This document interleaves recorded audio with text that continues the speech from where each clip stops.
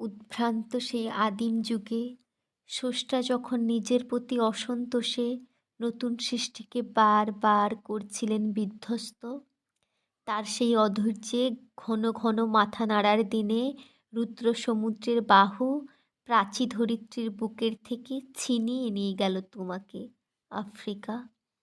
বাঁধলে তোমাকে বনস্পতির নিবিড় পাহারায় কৃপণ আলোর অন্তপুরে। সেখানে নিভৃত অবকাশে তুমি সংগ্রহ করছিলে দুর্গমের রহস্য, চিনছিলে জল স্থল আকাশের দুর্বোধ সংকেত। প্রকৃতির দৃষ্টি অতীত জাদু মন্ত্র জাগাচ্ছিল তোমার চেতনাতীত মনে। বিদ্রূপ করেছিল ভীষণকে বিরূপের ছদ্মবেশে, শঙ্কাকে চাচ্ছিলে হার মানাতে, আপনাকে উগ্র করে বিভীষিকায় প্রচণ্ড মহিমায় তাণ্ডবের দুন্দুভিনী নাদে।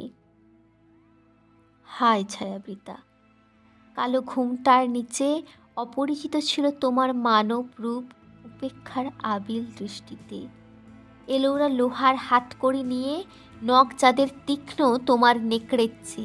এলো মানুষ ধরার দল, গর্বে যারা অন্ধ তোমার সূর্যহারা অরণ্যের চেয়ে। সভ্যের বর্বর লোভ নগ্ন করল আপন নির্লজ্জ অমানুষতা। তোমার ভাষাহীন কন্দনে বাষ্পাকুল অরণ্য পথে পঙ্কিল হলো ধূলি তোমার রক্তে অশ্রুতে মিশে। দস্যু পায়ের কাঁটা মারা জুতোর তলায় বিভৎস কাদার পিণ্ড চিরচিহ্ন দিয়ে গেল তোমার অপমানিত ইতিহাসে। সমুদ্র পাড়ে সেই মুহূর্তেই তাদের পাড়ায় পাড়ায় মন্দিরে বাজছিল পুজোর ঘণ্টা। সকালে সন্ধ্যায় দয়াময় দেবতার নামে শিশুরা খেলছিল মায়ের কোলে। কবির সঙ্গীতে বেজে উঠেছিল সুন্দরের আরাধনা। আজ যখন পশ্চিম দিগন্তে প্রদোষকাল ঝঞ্ঝা বাতাসের রুদ্ধশ্বাস, যখন গুপ্ত গহ্বর থেকে পশুরা বেরিয়ে এলো, অশুভ ধ্বনিতে ঘোষণা করল দিনের অন্তিম কাল।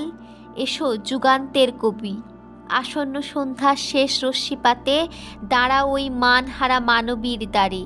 বলো ক্ষমা করো, হিংস্র প্রলাপের মধ্যে সেই হোক তোমার সভ্যতার শেষ পুণ্যবাণী।